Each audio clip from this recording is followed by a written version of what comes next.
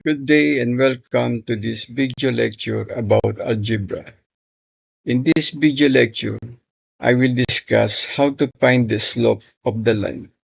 So let's start. In this video, we are going to talk about how to calculate the slope of a line. In general, the slope of a line gives the measure of its steepness and direction.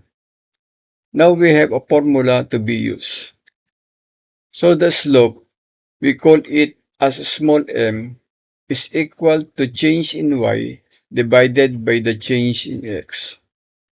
So you can calculate the slope of the line by taking the rise of the line divided by the run. In the coordinate plane, we will draw a line. So what we need to do is to identify the 2 points on a line. Let's say we have 2 points. Let's notice those 2 points. So to go from the first point to the second point, we need to rise 3 units and then we need to run 3 units to the right. So we have a rise of 3 and a run of 3. So the slope of the line is 3 divided by 3, which is equal to 1. So that is one way you can calculate it. The other way is to find the 2 points on the line and use this formula where m is equal to change in y, which is y2 minus y1, divided by the change in x, which is x2 minus x1. So this point is the y-intercept. It has an x value of 0 and a y value of 3. And this point is the x-intercept. It has an x value of -3 and a y value of 0. Now let's call the first point as x1 and y1, and the second point as x2 and y2. Now let's plug in those numbers in the formula. So y2 is 3 minus y1, which is 0, divided by x2, which is 0, which is minus x1, which is -3. So the change in y is 3 minus 0, which is 3. And the change in x is 0 minus -3, which is +3. And so notice that we get the same answer of slope, which is equal to 1. So those are the two ways you can use to calculate the slope of the line. Now let's try another example. In the coordinate plane, we will draw a line. So what we need to do is to identify the 2 points on a line. Let's say we have 2 points. Now using these 2 points, let's find the slope of the line.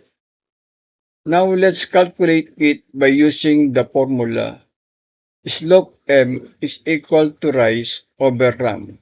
To go from the first point to the second point, we need to travel down 3 units. So we have a rise of -3.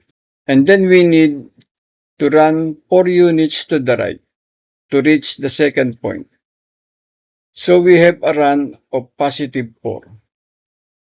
So the slope is going to be -3 over 4. Now let's confirm it with the second method. So we are going to use the formula m is equal to change in y, which is y2 minus y1, divided by the change in x, which is x2 minus x1. So this point has an x value of -2 and a y value of +4. And this point has an x value of 2 and a y value of 1. Now let's call the first point as x1 and y1, and the second point as x2 and y2. Now let's plug in those numbers in this formula. So y2 is 1 minus y1, which is 4, divided by x2, which is 2, minus x1, which is negative 2. So the change in y is 1 minus 4, which is negative 3. And the change in x is 2 minus negative 2, which is 4. And so notice that we get the same answer of slope, which is equal to negative 3 over 4. So those are the two ways you can use to calculate the slope of a line. Now let's try another example. In the coordinate plane, we will draw two lines. The first is the horizontal red line, and the second is the vertical blue line.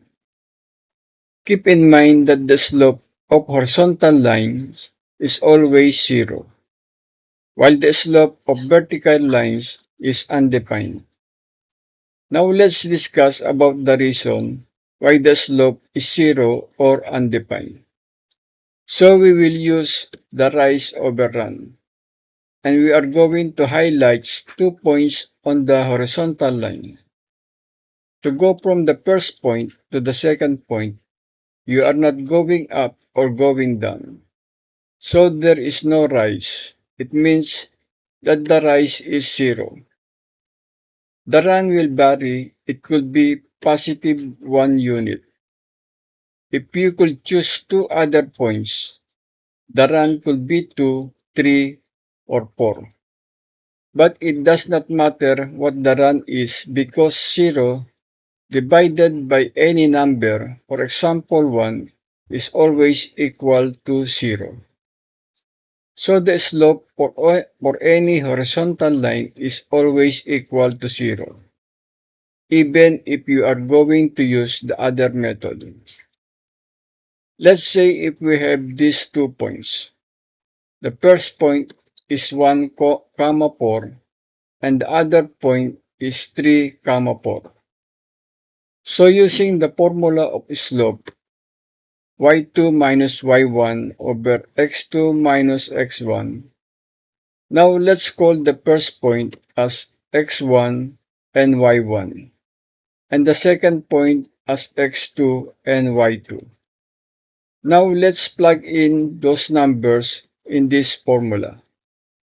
So y2 is 4 minus y1, which is 4, divided by x2, which is 3, minus x1, which is 1.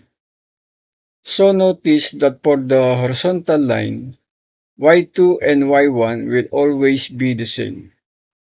Therefore, you must get a rise of 0 and a run of 2.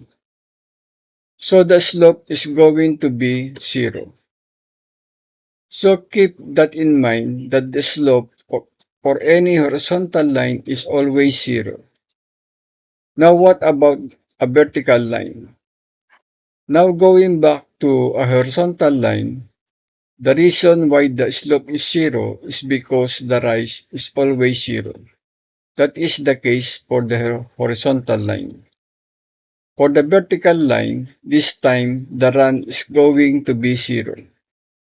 So if we pick 2 points, notice that we have a rise of positive 2, but to get to the second point, you are not moving to the left or to the right.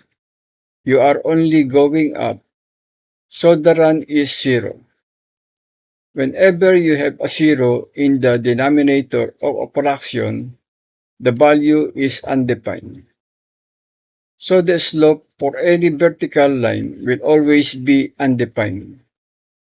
If you were to use the second method to calculate the slope, the x values will be the same. So this point has an x value of negative 3 and a y value of negative 4. The other point has negative 3, negative 2. So using the second method, by using this formula. The slope is also undefined. Thank you.